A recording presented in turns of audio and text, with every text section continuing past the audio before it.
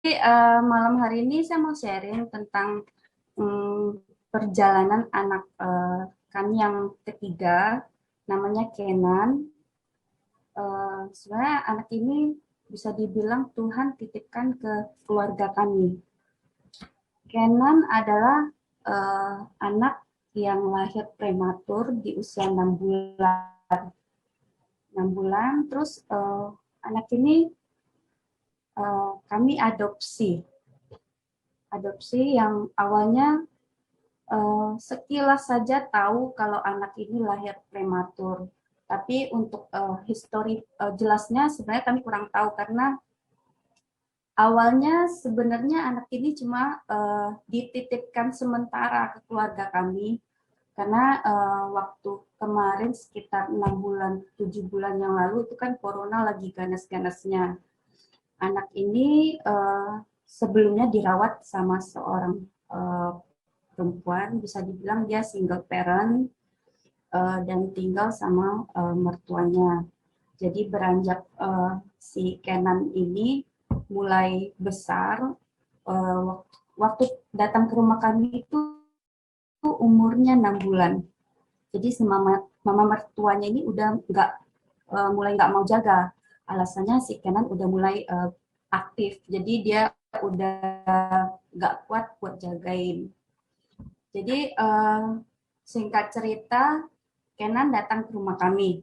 Datang ke rumah kami, awal datang kayak anak-anak pada umumnya, cuma size-nya kecil.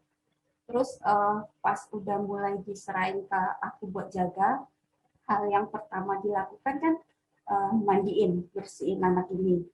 Terus pas pertama buka pampasnya, rasanya mau ya, kalau mungkin yang di sini yang udah pernah punya anak tahu gimana rasanya kalau lihat bayi pantatnya merah-merah karena iritasi pempes. Ini bukan hanya merah-merah tapi sudah berdarah. Nah, jadi ya udah, anak ini kami rawat 1 minggu pertama di rumah, udah mulai akrab sama anak pertama sama anak kedua saya. Yang pertama namanya Lexi, itu sekarang umur 14 tahun. Lexa yang kedua itu sekarang umur 9 tahun. Jadi main-main. Ada satu masa kita lagi duduk main-main di bawah, di lantai bawah. Terus kami kan ada pelihara 2 anjing. Terus anjing ini lagi main lari-lari. Terus pas satu anjing yang kecil, mini poodle gitu, dia duduk di kakinya si Kenan, tapi Kenan ini nggak ada respon sama sekali. Jadi aku bilang sama suamiku, kayaknya ada yang salah sama Kenan. Nanti coba kita kita pergi cek ke dokter mata. Udah kebesokan paginya pergi cek ke dokter mata. Setelah cek, dokter bilang kemungkinan anak ini apa namanya, yang matanya ini ada putih-putih, katarak. Dokter bilang kemungkinan katarak, atau bisa jadi ini anak saraf matanya belum terhubung. Kalau di klinik mata sini kami nggak punya alat buat cek, jadi sama dokter direkomendasikan ke awal bros. Jadi dari awal bros dokter sempat USG. Dokter bilang kami juga nggak punya alat buat ngecek keadaan si Kenan. Mudah-mudahan cuma katarak, karena kalau katarak itu gampang katanya. Tapi kalau saraf matanya yang nggak terhubung, secepatnya ibu bagusnya bawa ke Jakarta. Karena kalau sekarang masih ada harapan, masih bisa di laser. Jadi ngomong sama suami, kayaknya 2 atau 3 hari setelahnya kita langsung bawa ke Jakarta. Bawa ke Jakarta, begitu dicek, dokter bilang hasil pemeriksaan kornea mata anak ini yang sebelah kiri itu udah stadium akhir, sebelah kanan itu 4A menuju 4B. Tapi dokter bilang di sini kami nggak vonis anak ibu buta, karena dari hasil pemeriksaan begitu kami dokter deketin dia masih menangis, dikasih senter dia masih malingkan mukanya. Jadi dokter bilang, oke, nanti kita umur 1,5 tahun, ibu balik ke sini, kita periksa ulang katanya gitu. Ya udah. Tapi dari pemeriksaan ini bukan hasil mata yang poin-poin utama yang kita dapat. Ternyata dari pemeriksaan dokter mata, anak ini mengalami gizi buruk. Gizi buruk, jadi dokter suruh kita tanya lagi sama orang tuanya, sebenarnya anak ini selain lahir prematur, pola dia rawat seperti apa. Jadi panggillah orang tuanya dan kita tanya, ngomong banyak, terus dari situ baru tahu anak ini sebelum tinggal sama kami, cara susunya adalah dibikinin 60 mili, dan kalau anaknya nangis bakal dikasih, tapi kalau udah stop nangisnya bakal dicabut. Jadi ya kalau satu botol susu 60 mili itu kalau tahan 3 jam ya 3 jam baru dihabiskan, 4 jam baru dihabiskan. Memang di awal-awal aku agak susah kasih susunya karena kan kalau kebiasaan aku bikin susu anak harus habiskan. Jadi sekarang ini kalau susu awal-awal itu lama sekali. Nah, jadi dari dokter mata yang di Jakarta kita tahu, oh kondisi Canon ini sebenarnya dia selain matanya bermasalah, dia juga punya masalah gizi. Sebenarnya udah mulai mau kita bawa ke dokter buat cek kondisi keseluruhan. Tapi berhubung corona kan, awal-awal kan kita masih takut sekali untuk ke dokter. Ke rumah sakit itu bisa dibilang agak kurang berani karena papa mertua saya punya histori pernah kena bakteri, jadi untuk corona kita benar-benar jaga sekali. Ya udah, depending dulu ke dokternya sambil di rumah. Mulai semenjak pulang dari Jakarta dia udah mulai mengkonsumsi produk-produknya yang dari Bisword. Sebelumnya saya juga mau thanks buat Bisword untuk produk-produknya karena mungkin kondisi Canon sekarang kurang lebih itu berkat dia pemakaian produk dari Bisword. Jadi setelah pulang Jakarta kita rawat dia, nggak selang mungkin sekitar 1 atau 2 bulan dia mulai batuk karena tahu kondisinya prematur. Kita juga ada ketakutan awalnya, jadi begitu dia batuk malam, besok pagi kita udah bawa ke dokter. Dokter anak bilang kondisi bagus bu, paru-paru masih bersih, cuma ada dahak di tenggorokan, nggak usah khawatir.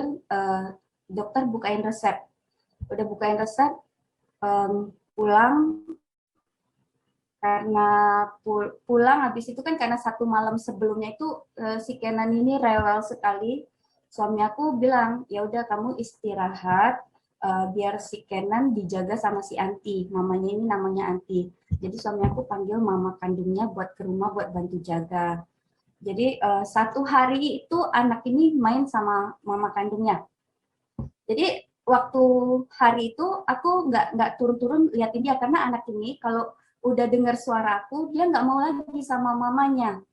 Nah jadi kalau mamanya datang main ke rumah, aku usahain nggak turun liatin anak ini karena kalau dengar suara aku pasti nangis, nggak mau, pasti langsung mau minta gendong. Jadi 1 hari itu aku istirahat, anak ini sama mamanya di bawah. Terus karena udah mulai maghrib, suamiku pulang, terus suamiku bilang, ya udah Mei kita antar si Anti pulang, si Kenan kan udah bobo. Ya udah dia bobo kayak biasanya. Jadi ditaruh mamanya di baby box. Suamiku bilang ya udah Mei temenin ya, sekalian nanti kita beli sate. Mamanya ngekos dari rumah kami ini dekat sekali, paling nggak sampai 2 menit lah kalau bawa mobil. Jadi antar mamanya, terus kita balik ke rumah itu kayaknya nggak sampai 10 menit. Nggak sampai 10 menit berani ditinggal karena di rumah ramai sekali. Ada mama mertua, mbak juga. Tapi salahnya saya sama suami, kita pesan. Karena si anak ini semalamnya kurang tidur, posisi dia lagi tidur, kita pesenin Kenan bobo, Cece sama Koko jangan beri fisik, main di bawah aja. Nah, jadi selama kami pergi, ya udah mama mertua saya sempat naik ke atas, buka pintu lihat, oh Kenan tidur karena posisinya dia biasa tidur tengkurap. Jadi pas aku pulang, suamiku bilang, tanya si Lexa, si Kenan nangis? Enggak ada suaranya. Terus suamiku bilang, kayaknya ada yang nggak biasanya, Mei. Coba liatin si Kenan katanya. Begitu saya naik, pas lihat menuju ke baby box, posisi tengkurap, kepala udah di bawah bantal, aku angkat, ternyata badannya udah dingin. Pas aku balikin, mukanya udah biru semua. Jantungnya udah nggak ada lagi. Jadi saat itu juga aku pergi suamiku, kita ke emergency rumah sakit. Kebetulan rumah kami ke rumah sakit itu dekat. Sampai ke emergency, ya kita cerita ke dokter kondisinya gimana, berapa lama tidak bernapas, kita juga nggak tahu. Pertolongan pertama dipacu jantung. Selang nggak sampai 10 menit kita dipanggil ke ruangan, terus dokter bilang sekarang detak jantung udah ada, nafas udah ada, tapi dibantu dengan ventilator. Terus karena kondisi corona juga, begitu dia udah terpasang ventilator, anak ini kan harusnya masuk ke ICU. Tapi karena dia datang dengan kondisi gagal nafas, prosedur rumah sakit mengharuskan dia diisolasi sampai dengan hasil swab-nya keluar. Nah, padahal di waktu di emergency, anak ini udah mulai bangun, udah batuk, terus waktu sebelum dipindahin ke ruang isolasi, aku sempat ngomong, Dek, mama nggak bisa jaga, nanti dedek sama suster dulu ya, nanti beberapa hari aja, nanti mama jaga dedek. Dia masih jawab, masih ada gu. Oh, malam itu gimana kita usahain dia nggak masuk ke ruang isolasi, tapi memang prosedur rumah sakit dia harus diisolasi sampai hasil swab keluar. Oke, hari pertama dia diisolasi itu masih respon. Dia pakai ventilator, masih ada nafas spontan, disupport pakai ventilator. Sampai hari keempat, hasil swab dia negatif, baru turun ke ruang ICU. Tapi begitu dia turun di ruang ICU, yang disayangkan adalah dia udah nggak ada kendali buat nafasnya. Jadi full dia nafas itu pakai mesin. Jadi kalau Bu Cis bisa bantu untuk yang ya, foto ini pertama. kelihatan? Nah, yang foto yang pertama. Ini kelihatan nggak, Yo? Mungkin bisa digedein. Bentar ya, sebentar. Nah, jadi setelah 4 hari dia diisolasi kan dia turun ke ruang ICU. Di ICU itu yang awalnya dia punya nafas spontan, di ruang diisolasi dia punya nafas spontan, disupport pakai ventilator, turun ICU ternyata kondisinya memburuk. Kondisinya memburuk itu dia nafas udah full pakai ventilator. Terus kalau bisa dilihat di dadanya itu biru-biru, itu beberapa kali dia sempat hilang nafas juga. Jadi sempat pacu lagi jantungnya beberapa kali. Ya di ICU juga sempat 1 kali. Kalau dilihat kondisinya gini anaknya gemuk, padahal bukan gemuk. Ini selama dia di ruang isolasi kan di infus cairannya nggak keluar sama sekali. Jadi dia itu kayak uh, bukan gebuk tapi bengkak air. Terus kakinya juga bengkak-bengkak gitu. Nah, ini hari pertama dia turun ke ruang ICU. Jadi waktu waktu dia turun kita udah izin sama dokter untuk pasang kuantum di ruang ICU. Nah, mungkin bisa dibantu untuk slide foto berikutnya, Bu. Nah, ini kondisi dia setelah di ruang perawatan. Setelah kurang lebih 2 minggu di ICU. Dengan kondisi dia nggak mampu pipis sendiri. Terus ini yang awalnya dia nafas pakai ventilator dari mulut, tapi karena dari mulut nggak bisa lewat dari 14 hari, di hari ke-10 itu dokter udah panggil kita. Dokter bilang, Bu, Pak, anak ini kondisinya kalau bisa dibilang lumayan berat.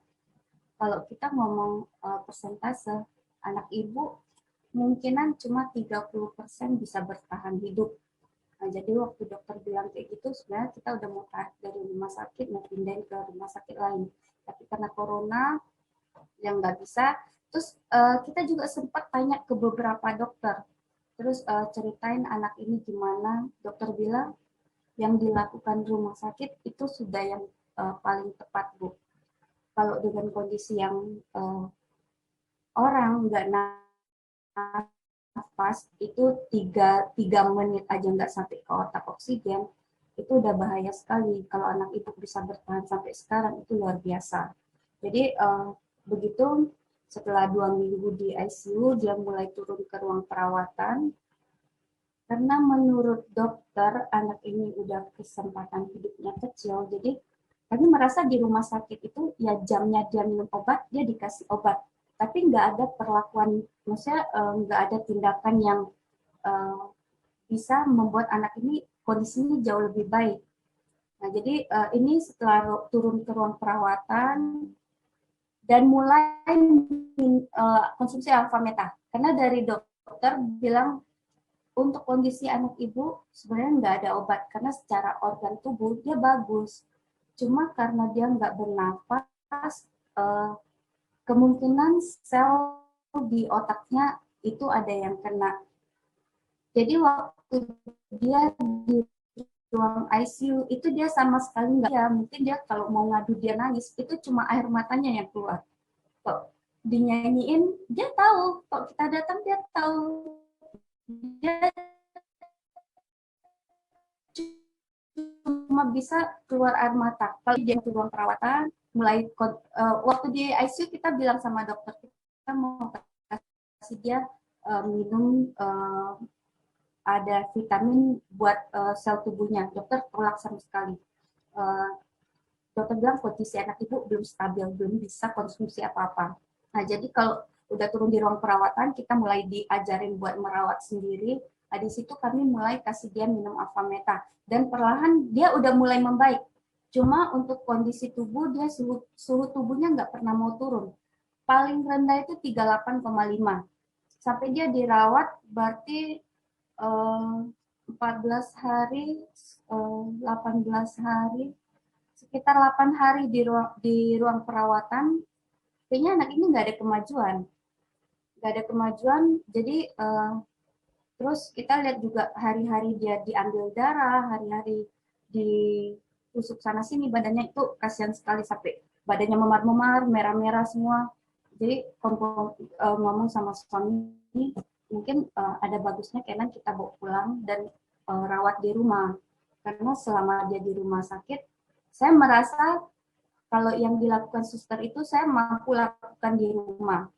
Oke, jadi dengan kondisi Kenan yang masih demam, kita pulang paksa. Jadi statusnya anak ini kita minta pulang secara paksa. Jadi pulang ke rumah dengan kondisi si baby ini, dia pipis belum bisa, pipis pakai selang, terpasang tracheostomi. Jadi ini bisa dilihat dia yang di tenggorokan di lehernya itu adalah bypass, jadi oksigen dibuka ke paru-parunya langsung.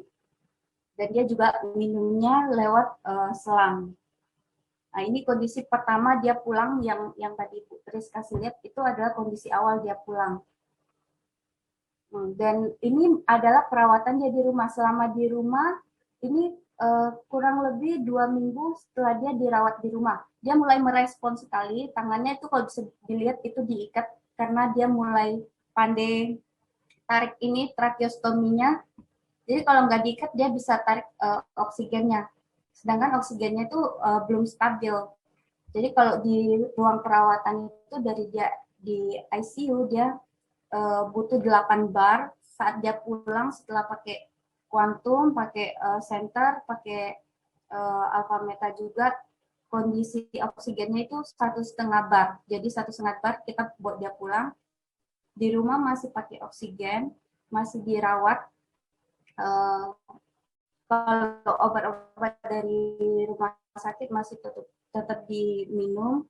Cuma di rumah lebih kita bisa jemur. Bu, boleh ke foto yang sebelumnya, Bu? Nah, jadi kalau bisa dilihat ini itu ada selang pipisnya yang keluar, selang pipis, tracheostomy, dan dia minum pakai susu, susunya pakai selang. Dan setelah dirawat di rumah sekitar 2 atau 2 minggu, nggak sampai 3 minggu, ternyata nggak tahu kenapa saya sering ngeliatin kok ini selang pipisnya lepas. Jadi karena sering lihat dia lepas kan bawa dia ke emergency lagi pasang selang pipis yang baru. Pulang ke rumah kok sering lepas lagi padahal di rumah sakit nggak pernah lepas. Jadi aku perhatiin kenapa ini selang pipis bisa lepas. Terus pas dia lepas aku coba nggak bawa balik ke emergency buat pasang selangnya. Aku mau lihat, ternyata secara nggak tahu kapan mulainya juga ternyata ini anak udah mulai bisa pipis sendiri.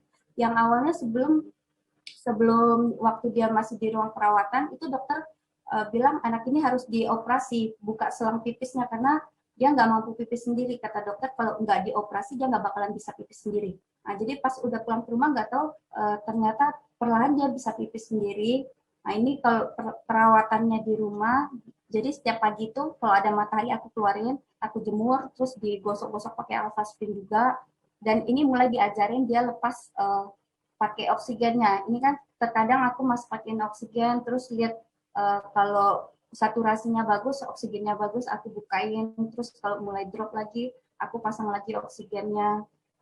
Nah, ini waktu ini belum lama, jadi kalau sekarang dia udah kondisi sekarang udah lepas tracheostomy, pipisnya udah normal, terus sekarang juga dia udah belajar tengkurap, udah belajar duduk, udah belajar ngomong lagi. Sekarang kalau sekarang udah bisa gitu.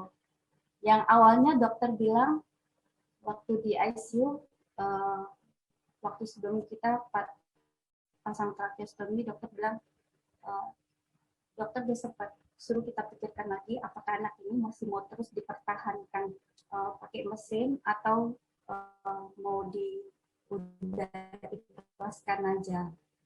Jadi waktu dokter bilang gitu, kami cuma bilang dok tolong lakukan terbaik, sisanya biar kami usaha, biar kami yang rawat anak ini.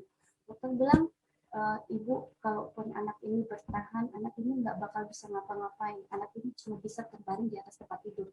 Terus saya juga sempat berembuk sama suami saya, terus suami saya bilang nggak apa-apa nih kalau memang Kenan sampai sekarang masih ada ya karena dia berusaha bolak-balik, dia sempat bilang apa kenapa dia masih bisa bertahan karena dia masih mau sama kita. Ya udah kita nggak ada perlakukan terbaik dan ya puji Tuhan ya kalau bisa dilihat kondisi Kenan sekarang, dokter juga nggak pernah menyangka. Jadi setiap kali saya bawa Kenan kontrol kan dia setelah bawa pulang sekitar 4 bulan, aku bawa dia kontrol lagi, dilakukan pengecekan, ternyata anak ini ada penyakit epilepsinya.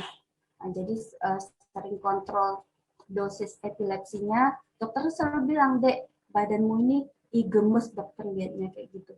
Nah ini kalau dilihat, dia mulai tengkurap, belajar angkat kepala, jadi yang awalnya dokter bilang, anak ini udah nggak ada harapan lagi, kalaupun ada harapan, kalaupun dia bisa bertahan, bakal sakit-sakitan, bakal terus di tempat tidur.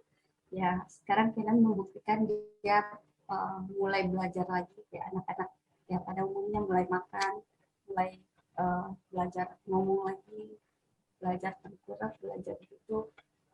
Ya, saya sama keluarga mau mengucapkan terima kasih juga ya buat this world untuk produk-produknya, buat FFG ya, karena tanpa FFG mungkin kami juga waktu dokter meminta kami untuk ikhlas, mungkin kami bakal lakukan hal itu. Tapi waktu di titik saya merasa Tuhan tolong kasih petunjuk lah, kasih tolong yang terbaik.